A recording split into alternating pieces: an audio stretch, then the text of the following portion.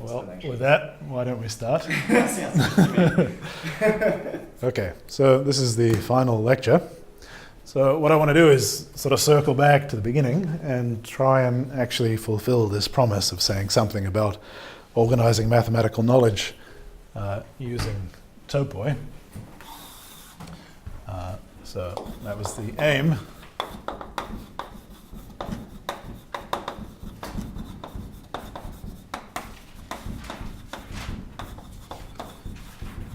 Well, it was using topoi, but also more specifically morphisms between topoi, which were geometric morphisms. And well, recall a geometric morphism is an adjoint pair.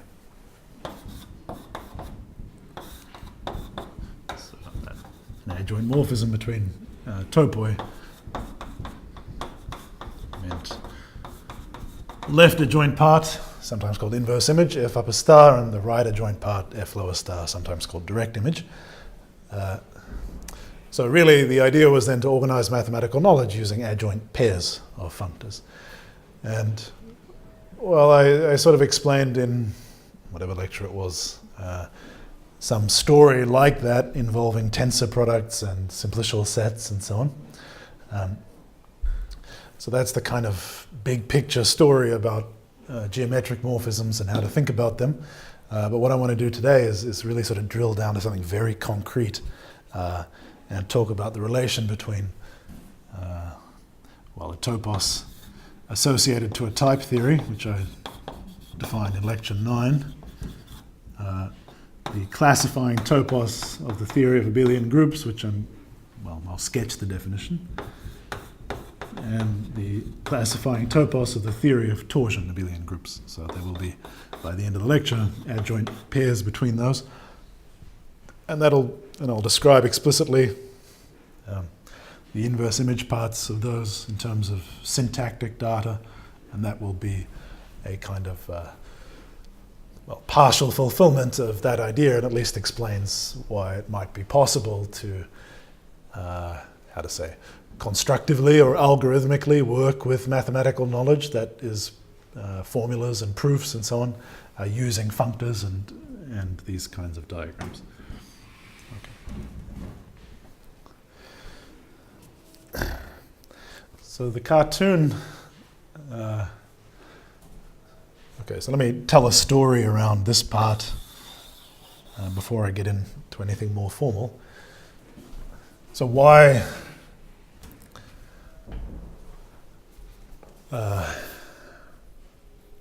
is the operational value of organizing mathematical knowledge in such a way?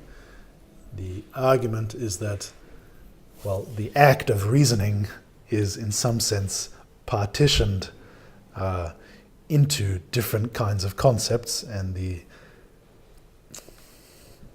let me give the example that I sort of thought up. Okay, so this is meant to be a long piece of paper, which is the record of a formal proof implemented by, say, a human mathematician.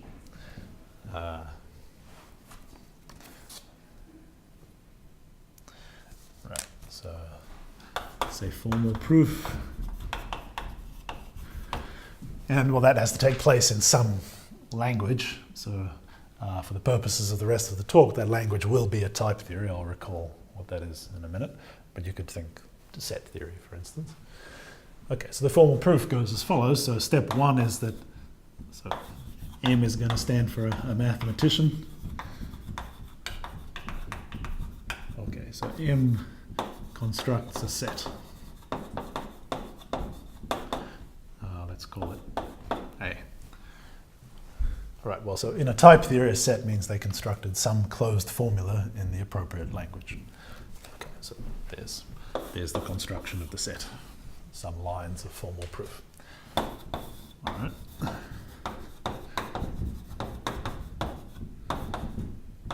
Well, then they construct, let's say, functions. F from A cross A to A, G from A to A, and an element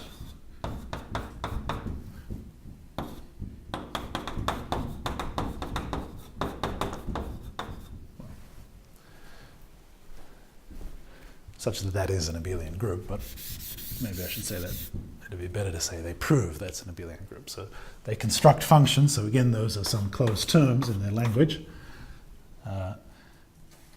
And 3, so M proves that set together with that data is an abelian group.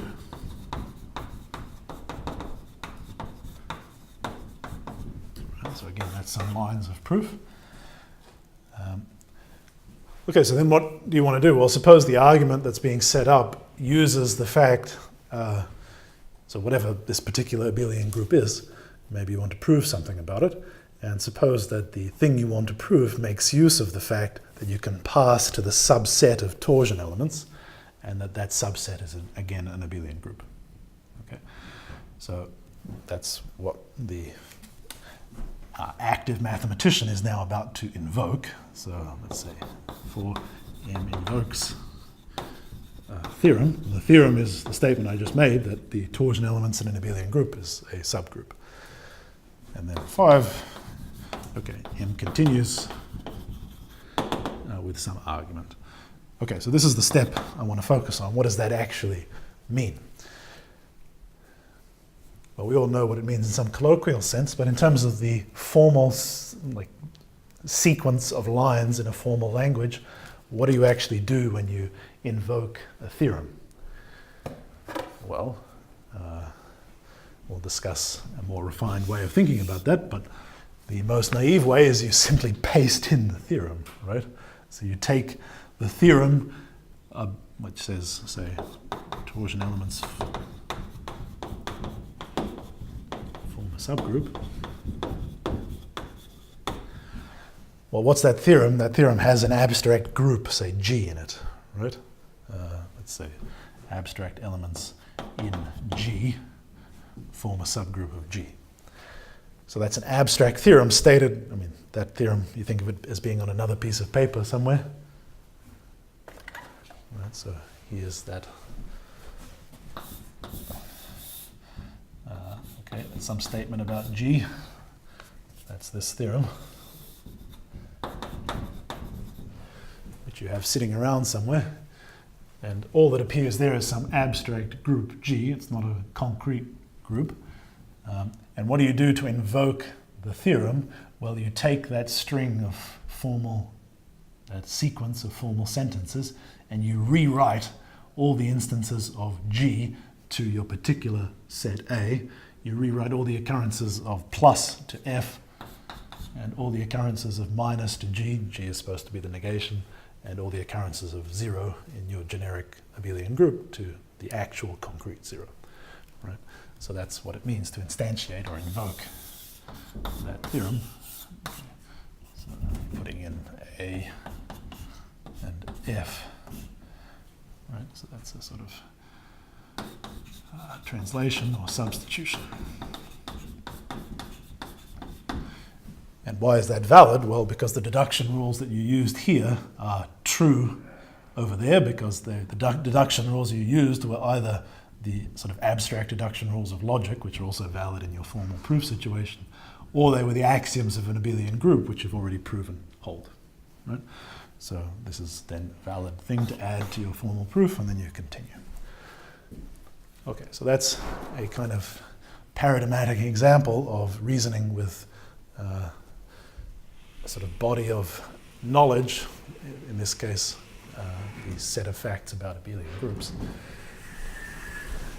And what I want to do, so the aim of the talk, is to explain how that green arrow there, which is translating the abstract facts about abelian groups into your formal language so you can use them in your proof, is precisely this inverse image arrow here. Okay, so I want to do that quite concretely. Any questions at this point?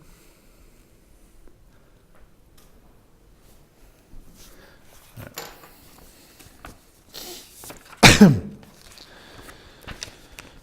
Okay, so let me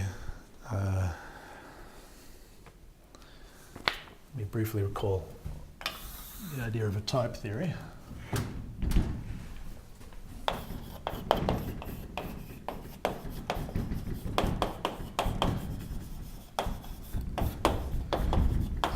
definition that we discussed earlier, which is from Lambeck and Scott.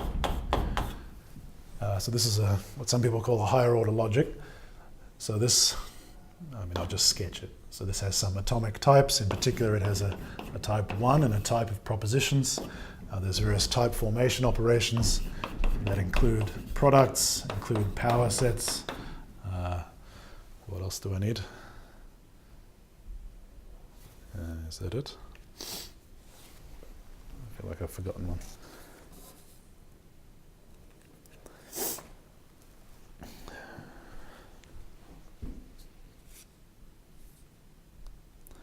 No, that's it.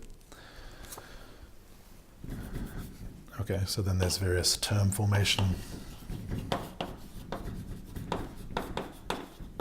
So I have variables of all the types as usual. There's term formation operations, and I want to flag that you have things that look like X in alpha.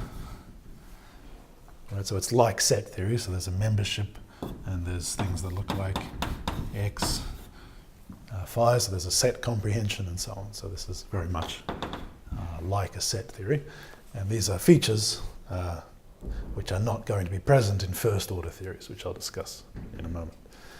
Okay, so a set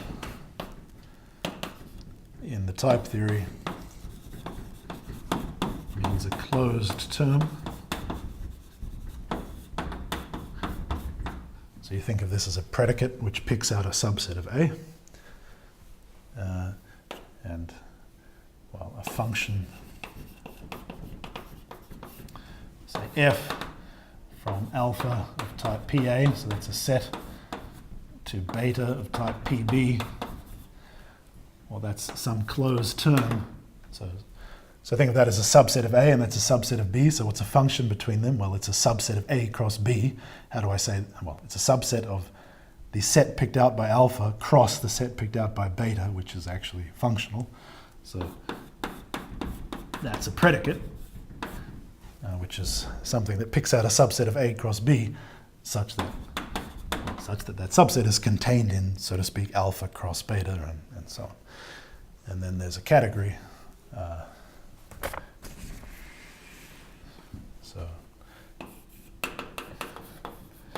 Which is a topos.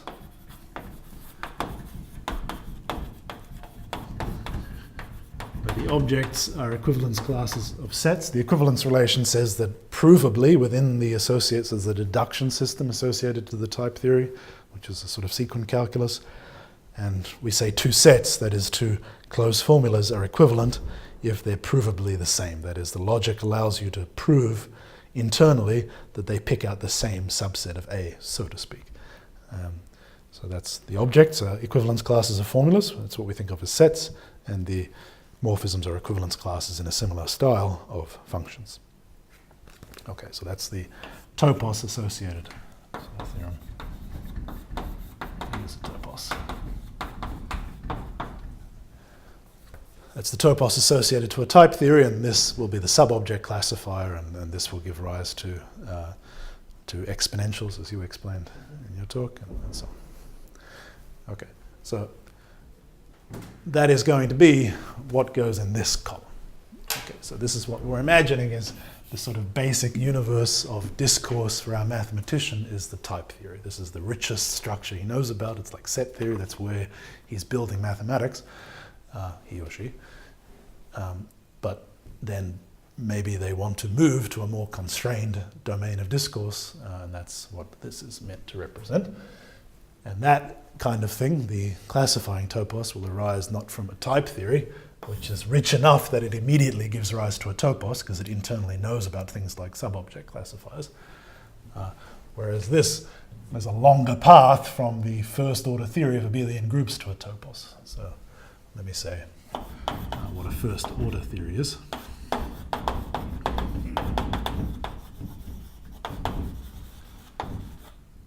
Well, first order versus higher order. So this is meant to be higher order. And, well, that means no omega, basically. Okay, there's no type of propositions. That's what makes it first order as compared to higher order.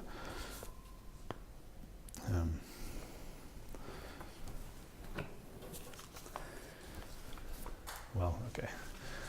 What I'm going to do is kind of, in order to condense this into one reasonable length talk, I'm going to avoid actually giving the general definitions and just explain more or less in this particular case, and then it's sort of clear how the general version works.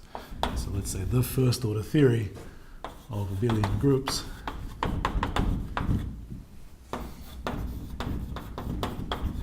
has, well, there's a language which will denote L ab. The language has some, well, basically they're atomic types. They're called sorts for some reason. So we're going to call the sort X.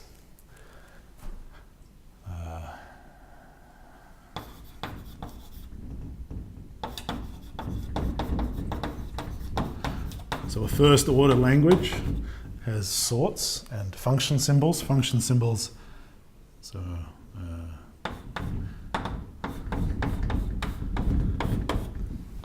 function symbols come along with a list of sorts. In this case, there's only one sort.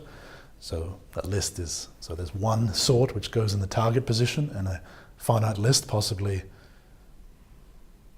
maybe I don't allow empty. So I'm going to treat constants separately. So a non-empty sequence of sorts, which is, you think of as being the Cartesian product, but it's just, I mean, at the level of the language, it's just a sequence of sorts.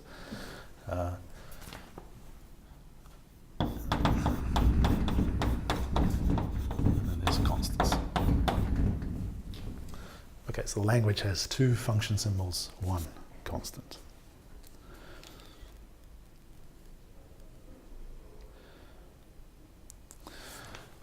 Okay, so well, the language has terms, and this is the usual story, so I'll be a little brief.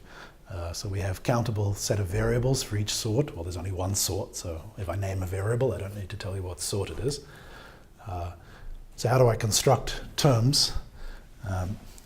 Well, if T1 and T2 are terms, so the only way to construct new terms is to feed them into function symbols. So plus T1, T2 minus T1 are terms.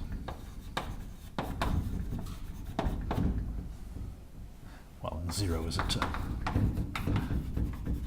Okay, so constants are terms, and evaluating function symbols on terms gives you terms. And that's it. So do we have a concept of free variables, bound variables, anything like that in this context? Yeah, we do, but not at this stage. Okay, sure. Yeah, so at the moment there's no distinction. It seems a little weird. Like, you have just one sort X, and you have these symbols defined. It seems like X is taking the ball of the group, right?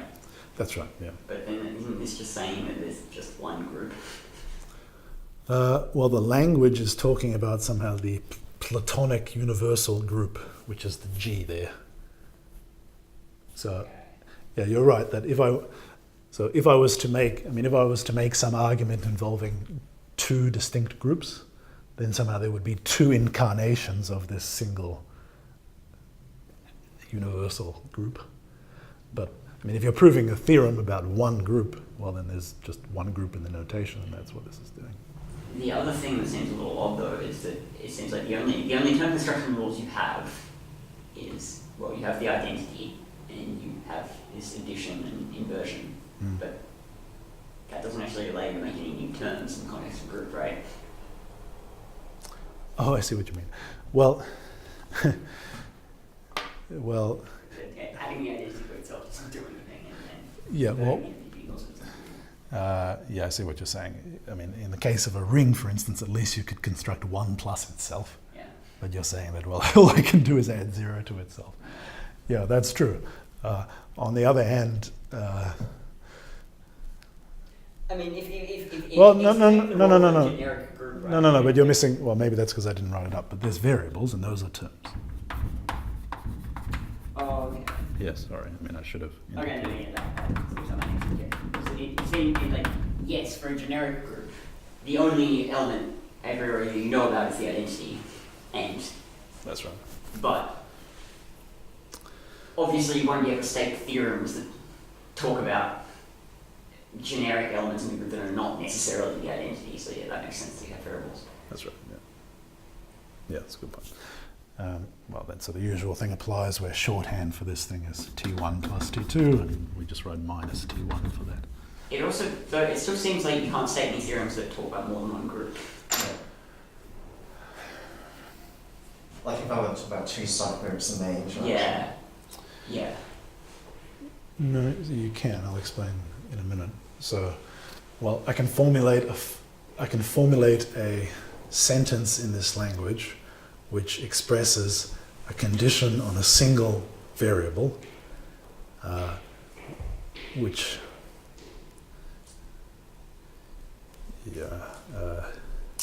okay, so what I'll explain in a minute is how to talk about the subset of torsion elements in this generic abelian group. So I can talk about, I mean, that's two groups already, because those are not the same object in that category, because not every group has, is equal to its torsion subgroup. So there's a way within this language to pick out the torsion elements, and that's a subgroup. So there's already two groups sitting around in this universal picture. Now, you could talk about a generic, well, I don't know how to say a generic subgroup, but you're right. I mean, if I wanted to talk about... It seems like kind of second order at that point, right? If I'm talking about some theorem ranging over subgroups of a group. Yeah. I mean, then I'd probably want to set up a different first order theory, which would be the first order theory of a group together with a subgroup, or a group together with two subgroups. It's a little bit odd though, right? If you want this to be sort of a universal, or to be able to talk about theorems, like you want to be able to say,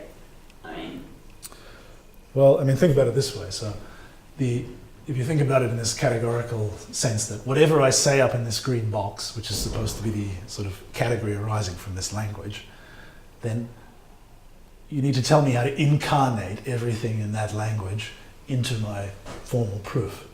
Okay, so if you want to talk about, say, a subgroup, well, in order to incarnate that box, then you better have a concrete subgroup to talk about, right? So, I mean, then you really are talking about a proof which is expressed in terms of a group and a subgroup. I mean, there are theorems that don't, like, for example, take the order of any sub, if it's a finite group, the order of any subgroup divides the order of the group. I don't see how you could possibly do that with this language, right? I mean, even setting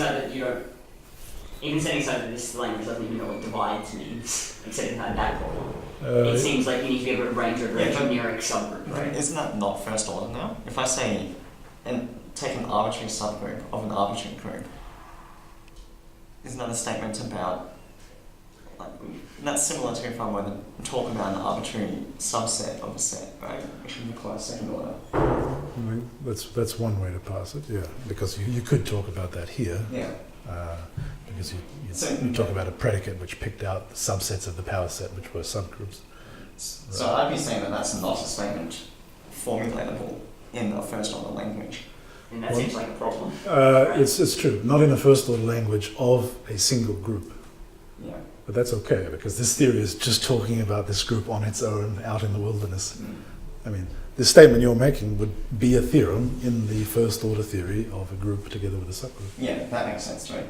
Yeah. And that's okay. I mean, it seems like a bit of I agree, it's like aesthetically a bit weird, because there's like this proliferation of first order theories, and it seems like you're not just talking about abelian groups, but you've got all these different slight variations. Yeah.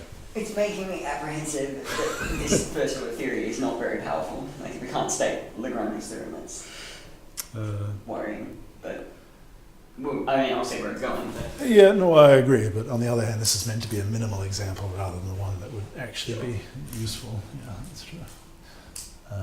Okay, so that's the terms. So, well, that language so far just has stuff and no axioms, so I need to state the axioms of abelian groups. So that means I need formulas. And those arise in the usual way, so I have equality of terms, that's an atomic formula, and then I have the logical symbols.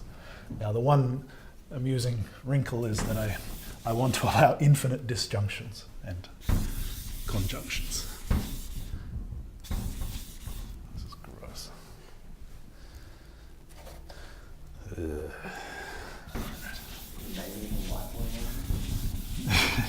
It's okay. Somebody stole my squeegee.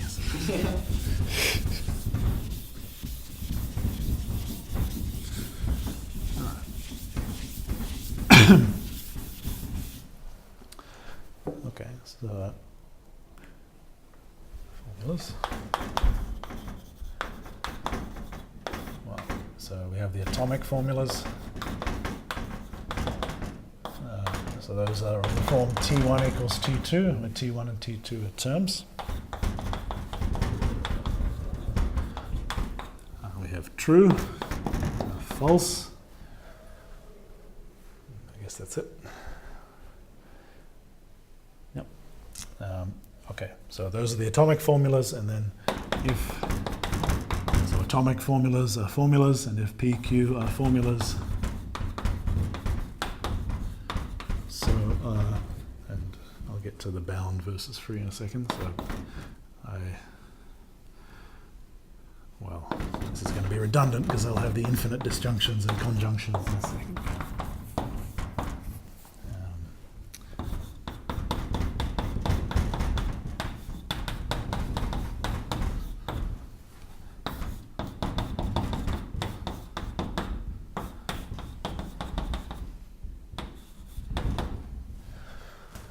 Okay, so in a I mean, as I said, I'm only really going to define this in the context of the theory of abelian groups, but, well, this can be any sort and any variable of that sort. And then, okay, so those are the usual things, and this is a bit odd. I don't really want to specify what kind of thing I is, I suppose, but it's a set, I guess. All right. And, well, these connectives don't make variables bound, but these do in the usual way. Okay, so that gives you free versus bound. I'm not imposing alpha equivalence on terms, but I do on formulas, okay, in the usual way.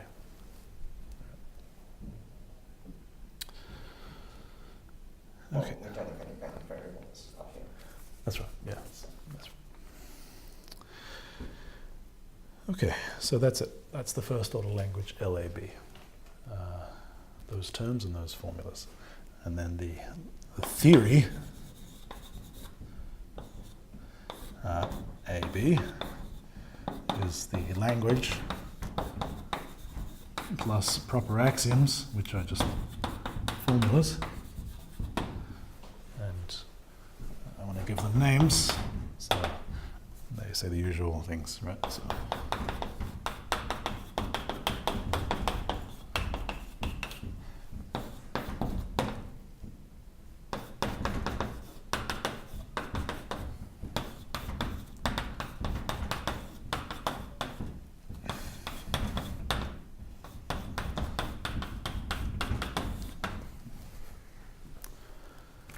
Okay.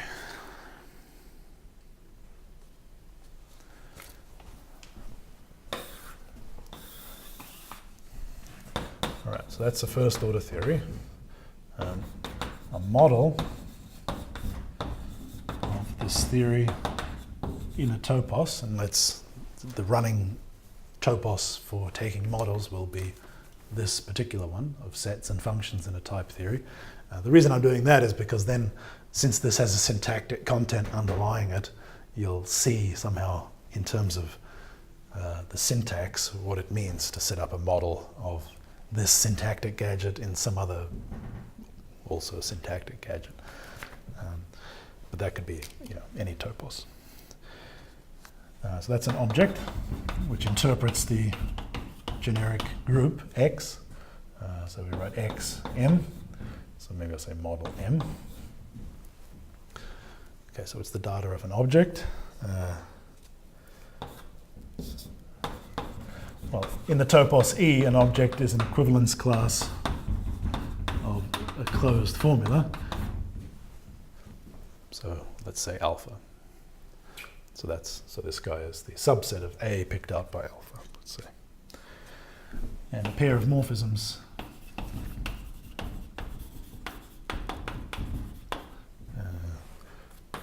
plus M from XM cross XM to XM minus M and 0.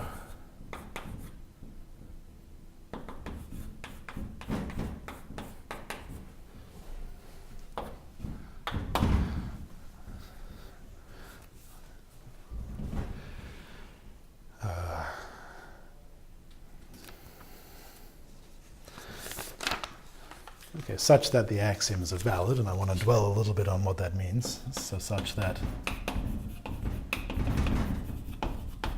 my axioms, I mean the proper axioms, and by valid I mean the following thing.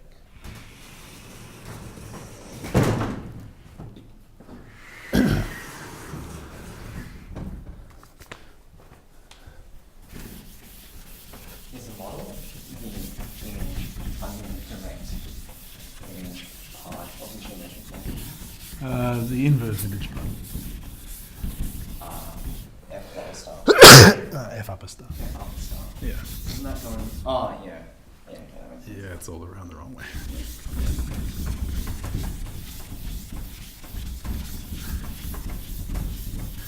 Okay, well, because I'm working in a particular topos, E, which has this syntactic underpinning, well, we know what that means to be valid, right? Because, okay, for instance, plus M, I mean, in general, I just have to make some categorical interpretation of all the ingredients in, I mean, okay, those are very simple proper axioms, but they could include any of these things, right? So in order to check that a formula is valid, I need to have some notion of how to interpret all those logical connectives in an arbitrary topos, and we've discussed some of that already. But in this particular case, well, you know, the quantifiers don't appear and so on, so it's easier. But it's even easier in E because, well, what is that actually? Well, that's a morphism in E. But this guy was, remember, alpha. It was the equivalence class of some formula, and this was the equivalence class of, well, some formula obtained from alpha. And a morphism between two equivalence classes of closed terms in E was some other term.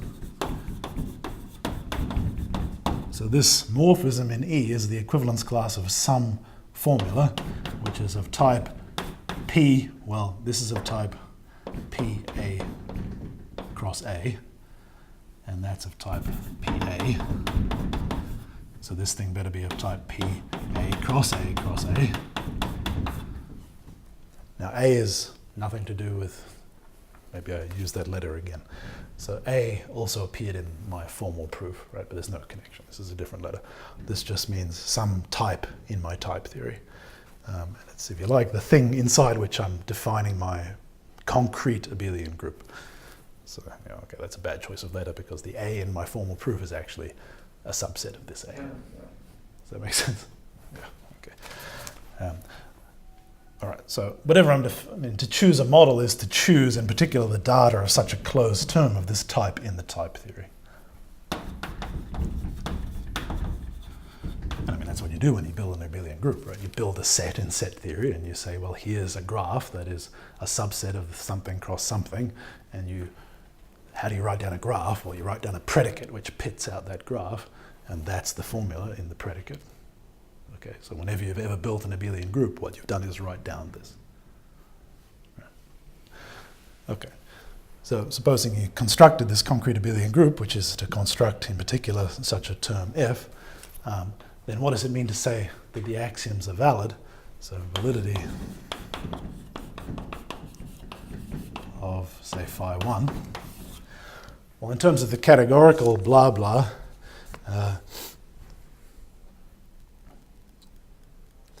it says the following. It says the equalizer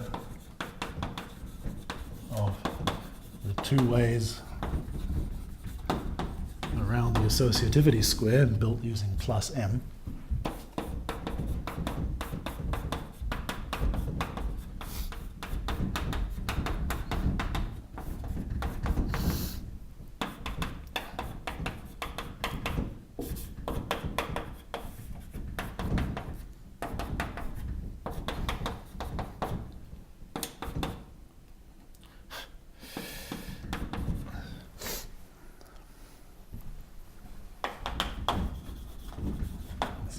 Way of writing it, admittedly. You want to say that diagram commutes, right? What's the best way to write a diagram between some of the same? Okay, well that's the same statement. But the reason I write it that way is that, well, equalizer is the categorical notion which corresponds to the equals. Right, so wherever you see an equal sign, well, it's interpreting, I mean, you're interpreting things as sub-objects, and validity says some sub-object is the whole thing. Okay? So that is to say that, so some equalizer of, well, let's, whatever, blank. So blank 1 is that, blank 2 is that, is to say that is everything.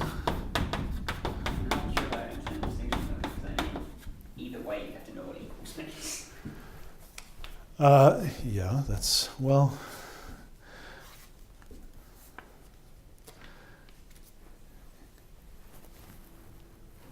but this way you only need to know what equals means for sub-objects, not for arrows. Yeah, okay. Okay. That makes sense. Yeah, because, okay, well, those are two ways around a diagram, and that phi 1 clearly says they're equal, so you could just expect that the condition for validity has the content of some arrows are equal to some other arrows. But that's kind of, I mean, if you think about it, that's a kind of an awkward, I mean, categories aren't really set up to talk internally about two arrows being equal, whereas they are set up to talk about sub-objects being equal. In particular, that's what a sub-object classifier allows you to do. So there's some sense in which this is the correct way to think about it, is in terms of equality of sub-objects. Yeah, but I agree. This threw me a bit too. Okay. I mean, but if you want to send the two sub-objects, so I thought about this, but in some sense what you're saying there, right, is that the characteristic map of this, whatever this sub-object is of the equalizer, the characteristic map, that map is just true everywhere, right? That's true. But that's also just saying that two arrows are equal, right? We're saying that the characteristic map as an arrow is equal to true as an arrow. Yeah, that's true. Okay, so what I'm doing is reducing the statement about equality of arbitrary arrows to the equality of arrows like that. Okay. That's another way of putting it. That's right. Yeah. Okay, so that's a categorical statement, but I can unpack that logically within the type theory, right? So there's lots of symbols floating around, so maybe I'll store this. So remember, the type theory T was the thing that gave rise to the topos E. Well, okay, so that equalizes an equalizer in the syntactic category of this type theory. Okay, so when you set up to prove that E has equalizers, you do it by proving that given two arrows, which are two terms, you can pick out some term, which is a sub-object of this, which serves as an equalizer. And you can imagine how you might do that. Okay, so when you look at what that statement really means in the topos E, you can re-express it in terms of the type theory. And so it says precisely, when you sort of unpack it, that for all u in alpha cubed implies some awful sentence I'm not going to write on the board, which says the diagram, which says associativity, basically.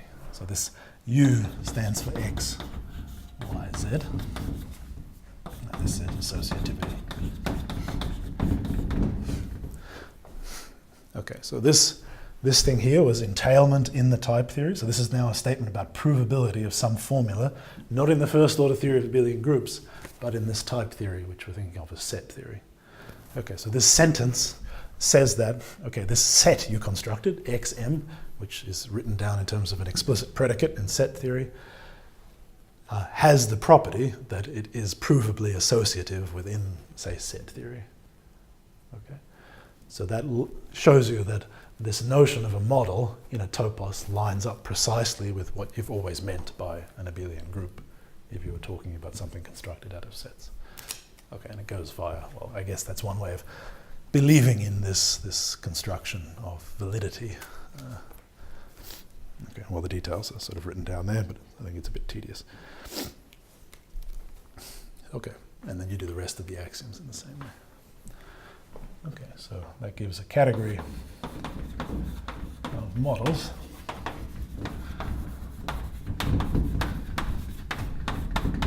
The theory of abelian groups in E. Now, obviously, I'm evading the point a little because I'm not explaining actually what these infinite things mean or quantifiers. I mean, James talked a bit about the quantifier case, so maybe we can kind of believe that. But at least in the topos E, which also has quantifiers and all these logical things, you don't really need any of that categorical stuff because you can just look at the formulas and know exactly what it's supposed to mean. Okay. So that's my way of evading those definitions. At least for E, you can believe you could work out what it would mean for any formula to be valid.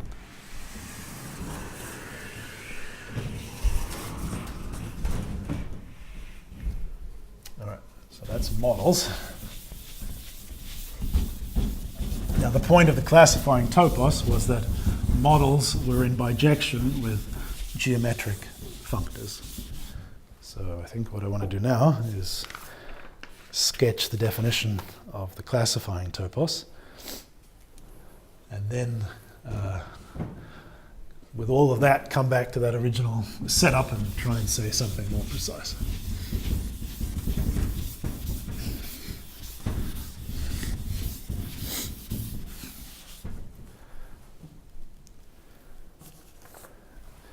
Okay, so I have some rant in the notes about McLean and Murdig's treatment. I won't bother saying that out loud. But suffice to say, we're not following McLean and Murdig for this part.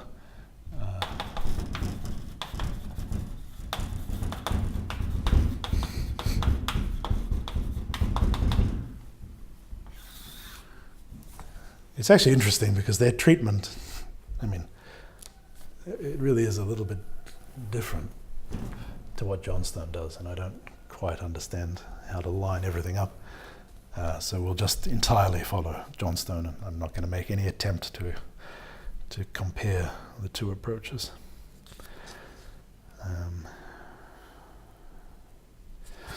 Okay, so the idea is to associate to a geometric first order theory. So I'll explain what geometric means in a second. And well, the theory of abelian groups is geometric. So first of all, a syntactic category.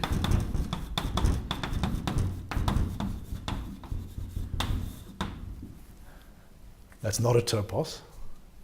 So this will be something, the objects, I mean, you should think of this as being similar to the construction of E from the type theory. So the objects will be equivalence classes of formulas, and the morphisms will also be equivalence classes of formulas, which you think of as predicates cutting out graphs. But, well, a first order theory had enough structure, like the omega, so that as soon as you formed this kind of category, it was immediately a topos. But a first order theory is much weaker than a type theory, so that there's no reason for that to be a topos. Okay. What's the word syntactic mean in this context? Yeah. Is that actually restricting what the category can be, or is it just you're interpreting the category as syntax? Yeah, that is not a precise, that's not an adjective. Yeah, that just means, I guess, a category which is constructed in the way I just described, where objects and morphisms are equivalence classes of terms. Yeah, you could, I mean, well, the closest actual adjective you could put there would be something like free. Right? I mean, it's kind of a similar construction. Yeah. But, well, this thing isn't free, it's the topos, which is free. That's what classifying means, right? Okay, so then from that, so there'll be a Grothendieck topology.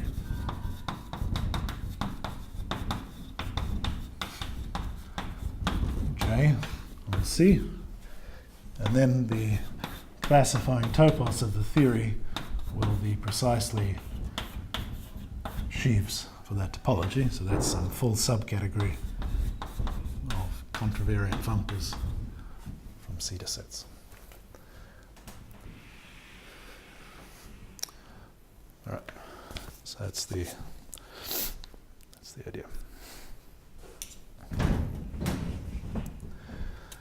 Okay, so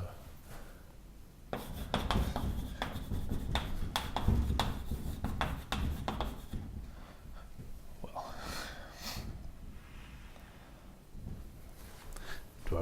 pretend to be talking about a generic first order theory or not bother. Well, let's at least have a fig leaf of pretending we're speaking generally. Okay, I mean, what I said earlier was basically sufficient to tell you what a generic first order language was, right? So there were sorts and function symbols and, well, relation symbols and constants. You build up terms by substituting in terms into those things, and then you have the formulas. Okay, exactly as I described. So that's a first order language. While within that class of formulas, you can pick out a subset, which are the geometric formulas.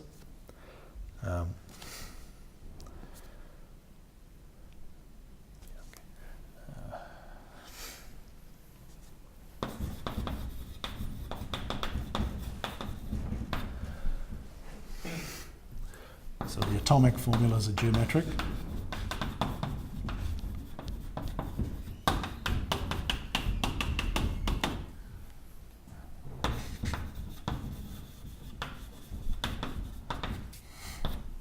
So conjunction and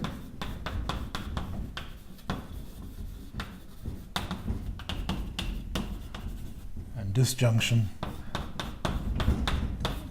are geometric, and in the disjunctive case I allow the infinite disjunction. Okay, so that's it. So in particular, phi implies psi is not geometric.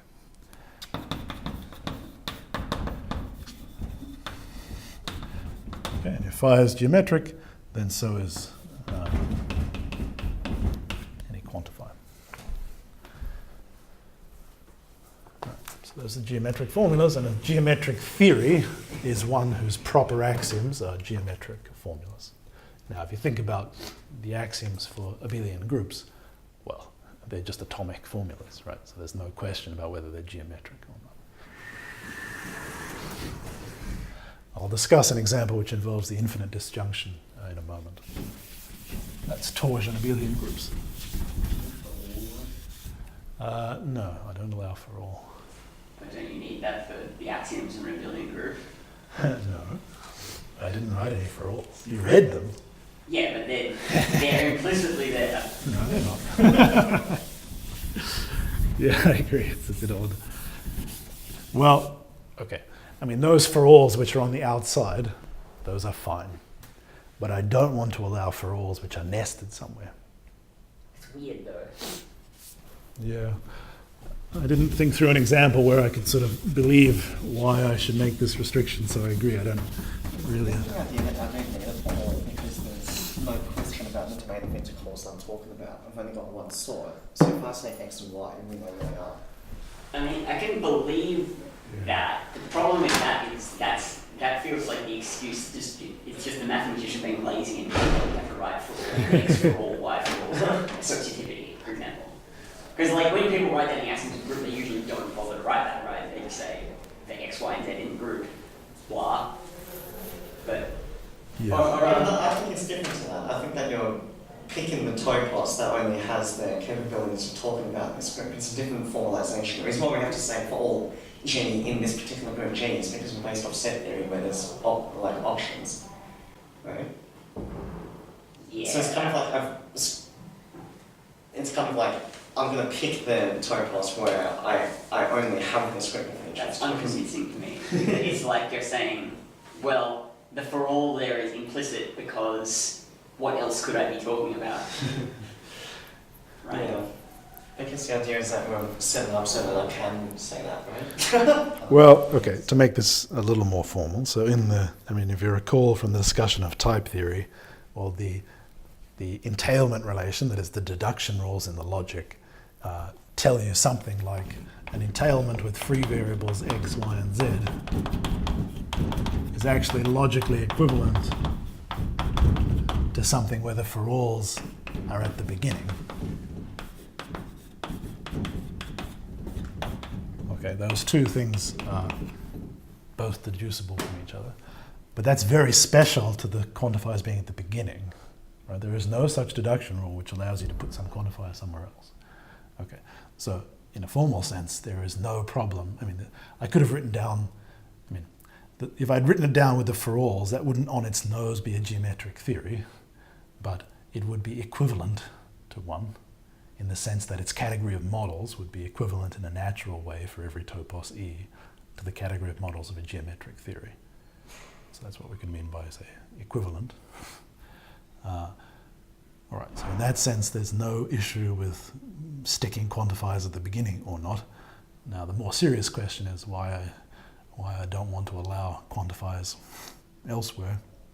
I don't know what to say about that.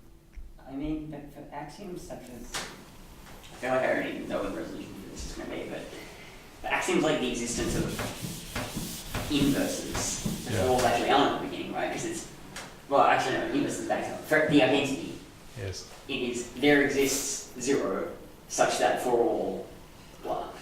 Yeah, well, that's not my theory of abelian groups. Point 1. That's not what I said. I said there's a constant 0. Yeah, you could have written. Okay. that's your theory of abelian groups. I mean, that's okay because, well, I mean that's.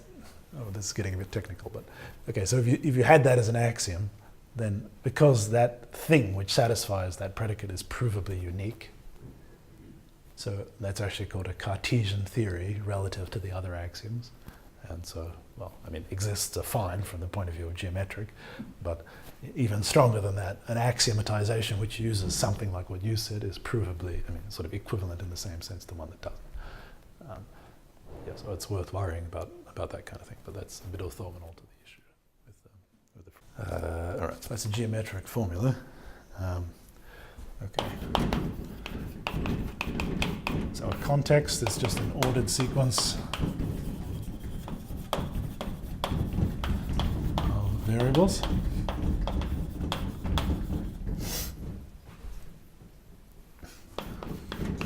Distinct variables.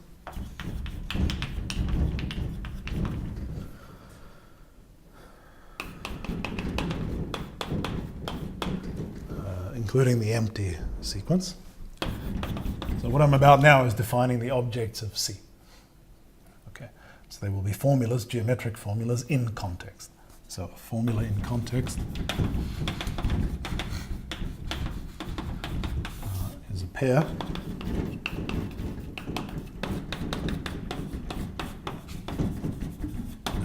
where, well, you expect, I mean, the underlying set of X.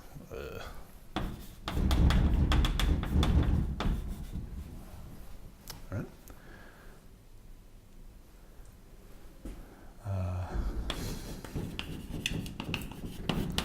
Okay, so there's an equivalence relation on such pairs,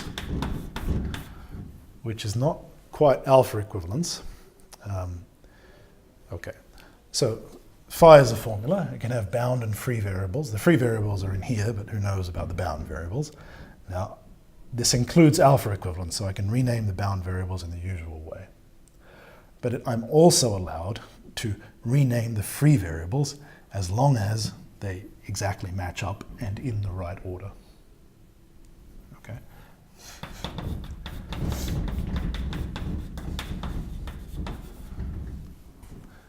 Well, okay.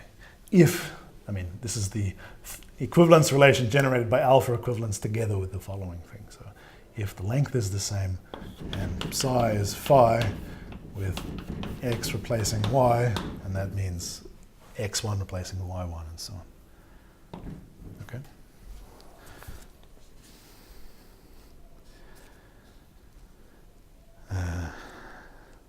Okay.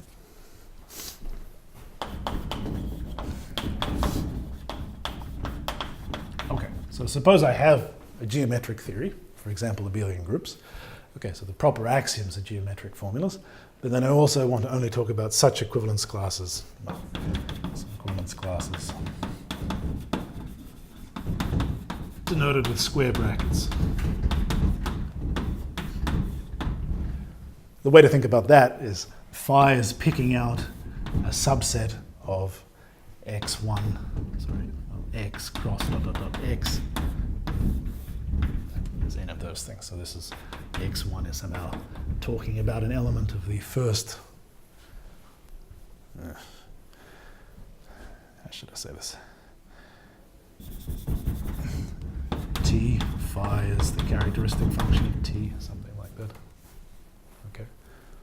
So a formula with n free variables, well, a pair where the context has n variables is talking about a subset of the Cartesian product of the corresponding sorts, and in the case of the language of abelian groups, there's just one sort. So that's how you're supposed to think about such pairs, and the equivalence relation means it cuts out the same subset, roughly speaking.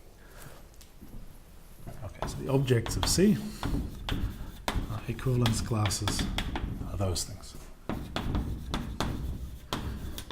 But where the formulas are geometric.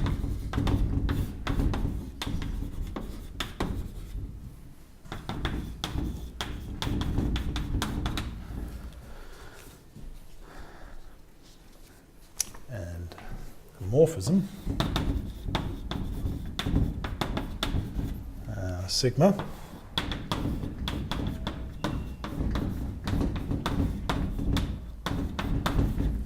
well, I just want to rerun the same definition, more or less, as what I said back in lecture 9, talking about constructing E from the type theory.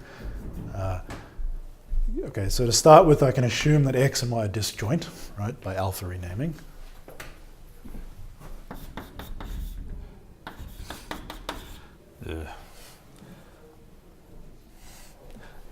Whatever that, what does that mean? Those are sequences. The underlying sets are disjoint.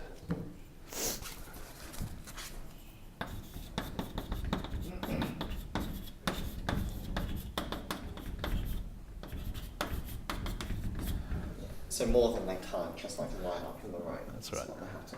That's right. Okay, so I'm using disjoint sets of variables. So I'm thinking of, so how are you supposed to think about sigma? Well, phi, okay, let's suppose it has n and m. So phi is really talking about, so let's call it, I don't know, S for set. S phi is a subset cut out of x to the n, and S psi is a subset of x to the m. And what I'm trying to talk about is a function sigma. Well, sigma is a subset of S phi cross S psi, which is a subset of x to the n cross x to the m. So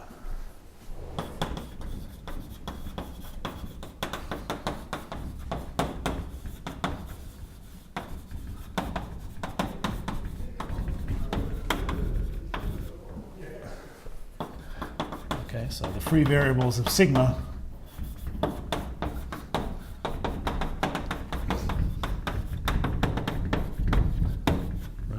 sigma should be talking about a subset of the Cartesian product, so it should have n plus m variables, and that's why I assume they're disjoint. And it should actually be the graph of a function, and of a function that sends S phi into S psi. So we just write down those things in terms of entailment relations. Okay, so I'll do that. So such that. And I need to say what I mean by equivalence class.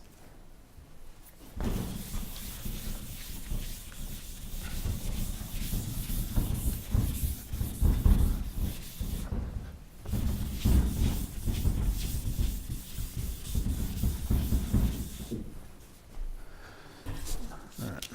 So condition 1 says sigma entails phi and psi.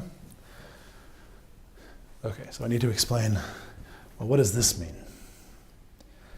Now, earlier I had that on, that entailment relation. So for one thing, it appears with a set of free variables in it. That has occurred earlier in these lectures in the context of a type theory.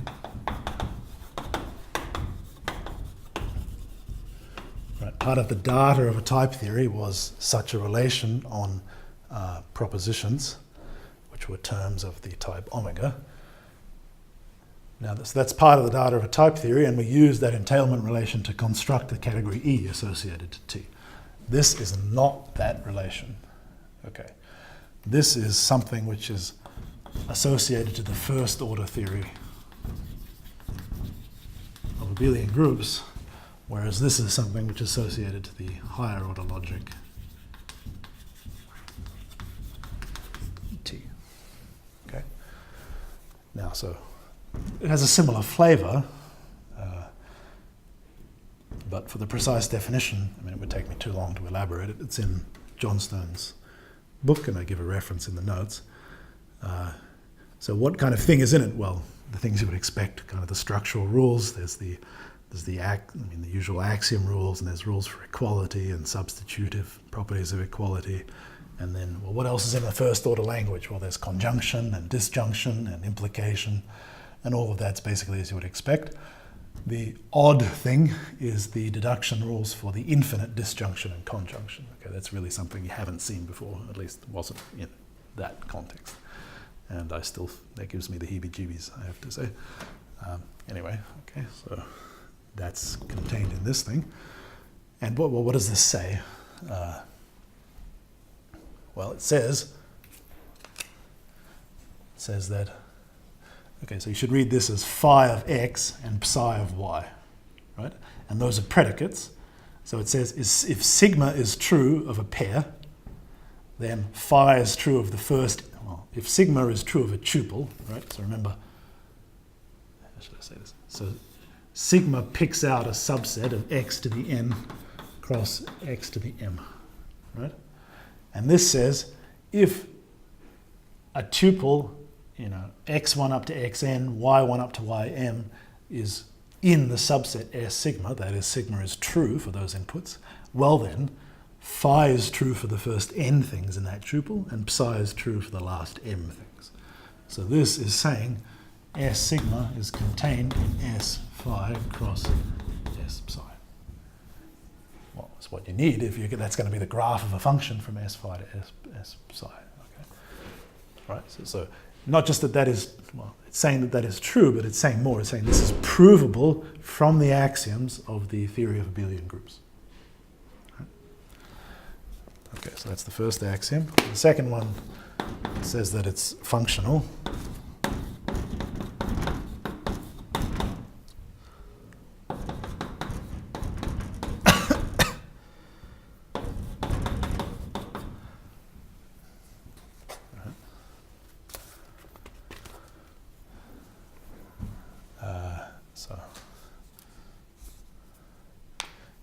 So you should read this as, okay, so there's three sets of variables. That has m things, and that also has m things, and that has n things. And this says sigma, you should read this as x, y, and you should read this as sigma x, z. So if it's true that the pair x, y, and x, z is in the graph, then it's the case that the remaining things are all equal. Right? So that says that this is actually the graph of a function. Well, I need the last axiom, but it says that, I mean, what is it to say it's the graph of a function? It's to say that for everything there's some pair with that as the first coordinate, and there's no more than one, right? This says no more than one, but I also need to say there is one, and that's that from the predicate phi being true, there exists a y such that sigma is true of y. Okay. So this says x. So you should read that as phi of x implies there exists a y such that sigma xy is true. Okay, which says that it's the graph. So together all of that says that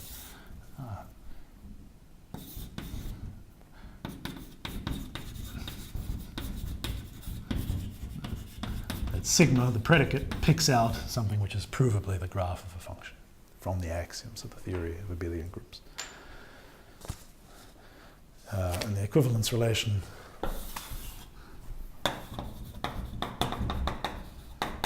says that, well, two such formulas are equivalent if they're provably the same.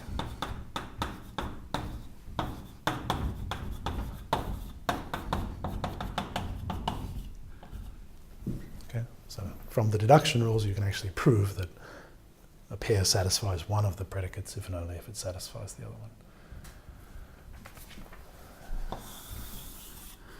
All right, so that's the morphisms.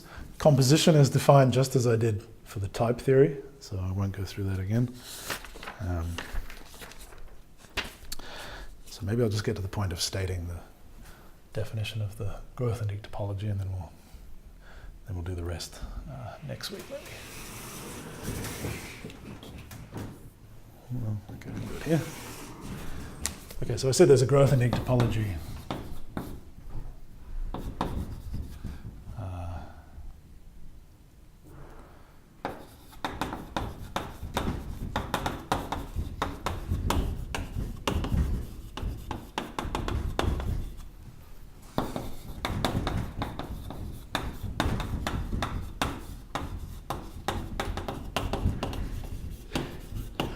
So what's a growth-ending topology? So remember that, so I've got my category C, and to assign, so a growth-ending topology on C is to assign to every object of C a collection of sieves at C. Right? And a sieve at C was a collection of arrows with codomain C closed under, on the right, that is, a precomposition. Now, just as you can define a topology using a basis, you can define a topology, growth-ending topology using a basis. So what I'm going to give you is a collection of arrows. Well, at any object in C, well, what's that? That's something that looks like Y. What letter did I use? Psi. So that's a generic object. And now I want to tell you some special collection of arrows with codomain, that thing. And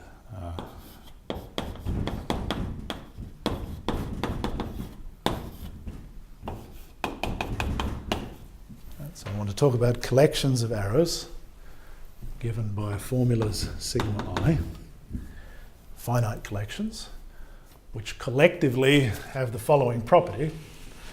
And the property says that that collection of maps is jointly epimorphic. Okay, so that's actually one way of capturing the category of topological spaces. And the usual notion of a cover in terms of growth-ending topologies is to say, well, if I've got a collection of maps in a category, I can ask that the induced map out of, say, the disjoint union, if they were sets, is actually an epimorphism in the category. Right? So the disjoint union is the coproduct, so there's a map like that. So to say it's jointly epimorphic is to say something like the map out of the disjoint union is an epimorphism in the category. And I want to say that, but I want to say it provably epimorphic. All right, so how are you supposed to think about this? Well, remember this, so there's an index I, the number of, so that's the number of variables depends on I, so that's just a generic object of the category. So I'm taking n generic objects, and so there's some subset of x to the ni being picked out by this predicate phi I. And I want to say those maps are jointly epimorphic. Okay, so how should we express that as a formula? Well, logically, what does it mean to say a collection of maps is jointly epimorphic? It sort of says that if something is in the, right, so here's S psi, the subset of, well, x to the however many things are in y, right? Okay, so this predicate cuts out some subset, S psi, of some Cartesian product of my, what do I mean by x precisely? I haven't defined that yet. Well, in the language there's one sort, right? So the variables all have type that sort, so that's why I'm writing x is that sort. Okay, so what would it mean to say this is jointly epimorphic? Well, it says that if you have a thing in there, well, what is that? That says that there's some tuple for which psi is true. And you want to say that whenever that's the case, there's something over here which is responsible for it. That is, which explains why that thing is true. And that's what the following formula says. So such that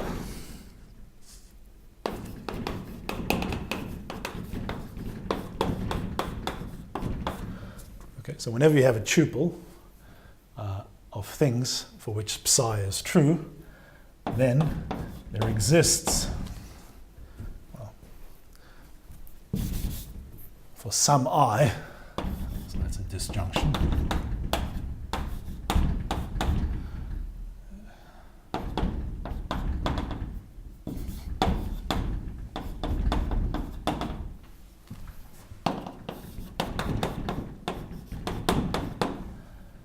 such that, well, that tuple is in the object picked out on the left-hand side, that is phi I of x I is true, and that thing in S phi I is sent by sigma I to this, right?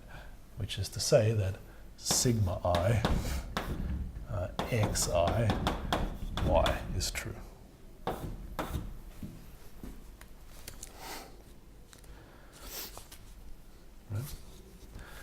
Okay, so that just says that every time psi is true, it's explained by one of the phi i's being true, and a sigma I provably sending that thing for which phi I is true to the thing, the y's. Yeah? Okay, so that's kind of neat. All right, so we take all tuples, finite tuples with code, so we fix a geometric formula. We take all finite tuples which satisfy, I mean, this means provable in the deduction system associated to the first order theory of abelian groups, right? So we take all formulas sigma I for which that's provable, and the claim is that that's a basis for a growth-indic topology. Okay. It's kind of a theorem rather than definition.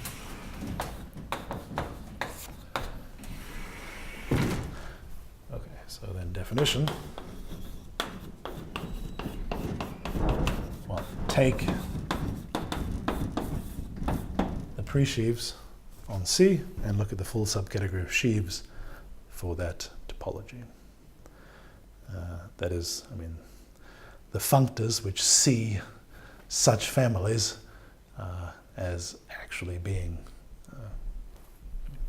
having the sheaf property with respect to such families, right? Maybe I should remind you. So the growth-indic topology associated to a basis is I take all sieves at this object which contain a family of maps like that. All right?